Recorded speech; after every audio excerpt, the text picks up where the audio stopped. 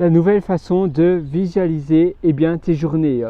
Tu sais que finalement tout le monde a une manière de visualiser, une manière de perception différente. On a tous notre propre réalité, on perçoit tous les choses de manière différente. La perception des choses et l'interprétation des événements donnés sont tous différentes, liées à notre passé, liées à notre éducation, liées à notre background, liées à ce qu'on a vécu, etc.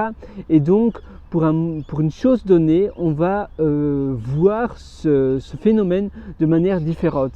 Et parfois, il est possible de modifier le thème, ça veut dire la manière de l'interprétation.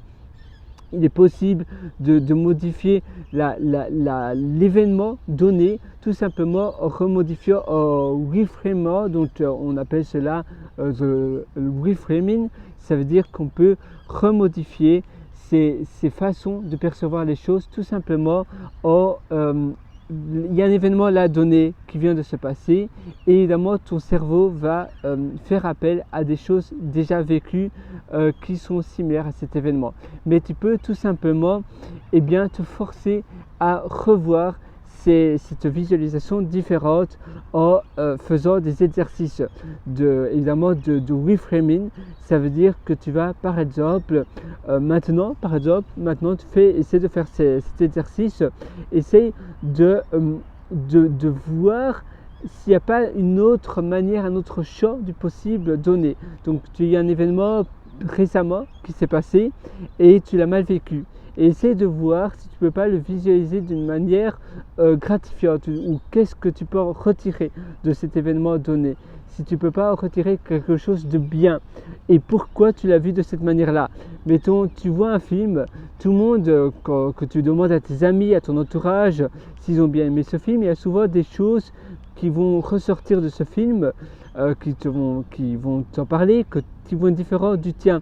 On a tous des choses qu'on a retenues du même film, on va retenir des scènes différentes parce qu'il y aura des scènes qui vont plus nous marquer que d'autres.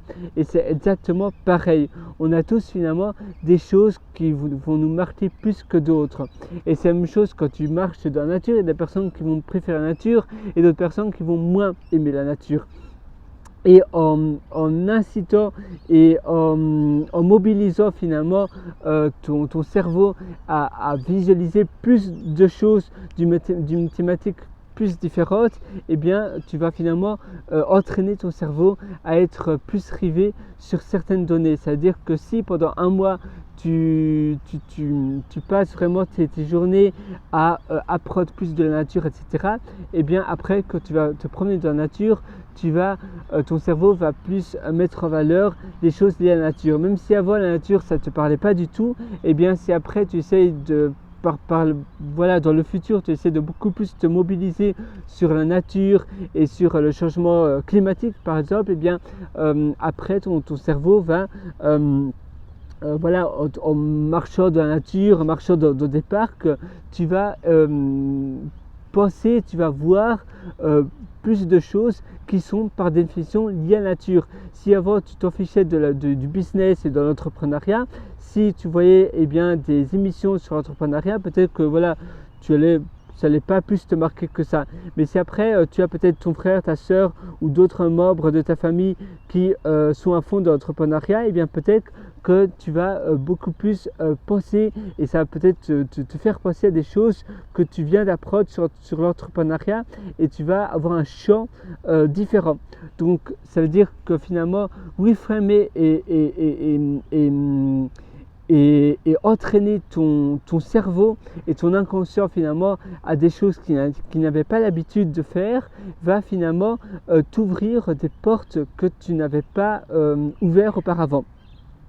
Et c'est vraiment cela aussi avec l'interprétation que je te disais des choses. C'est lié au passé, mais tu peux finalement modifier cela en recréant finalement de nouvelles choses et de nouvelles connexions. Les personnes par exemple qui voyagent pas énormément, par définition, ils ont un champ du possible plus limité parce qu'ils pensent que c'est un peu partout pareil. Et or, c'est pas tout à fait le cas. C'est partout différent. Et en voyant des choses qu'on pensait que c'était impossible, eh bien, on va reprogrammer notre cerveau et on va se dire, ah ben oui, maintenant, ça c'est possible. Et du coup, quand cet événement-là va à nouveau se passer, eh bien, tu vas être finalement plus apte à réagir dans cet événement-là. Tu vas être un peu, on va dire, vacciné. Quand c'est la première fois que tu vois quelque chose d'incroyable, tu vas waouh, ça c'est incroyable. Et si c'est la deuxième fois, troisième fois, quatrième fois, eh bien tu vas être plus tolérant.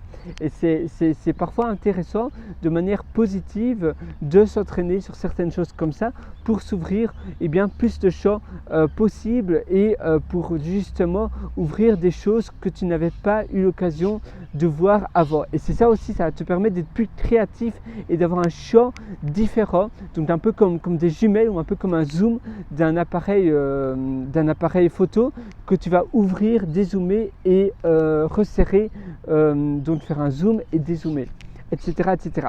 Voilà, je te laisse sur cette session-là et je te conseille vraiment d'un peu agir petit à petit dans cet exercice-là. Et entre-temps, eh bien, tu peux toujours aller sur mon site Pierre Writer, donc pierrewriter.com en un mot, pour justement voir d'autres articles sur le même sujet. Si tu mets visualisation, interprétation, croyances limitantes, etc., tu trouveras plein d'articles super intéressants. Donc dans la barre de recherche, en mettant ces mots-clés, croyances limitantes, visualisation, interprétation, essaye de faire cela et tu verras plein d'articles super intéressants, je l'espère pour toi, que j'ai écrit sur mon site. Allez, à très bientôt. Ciao.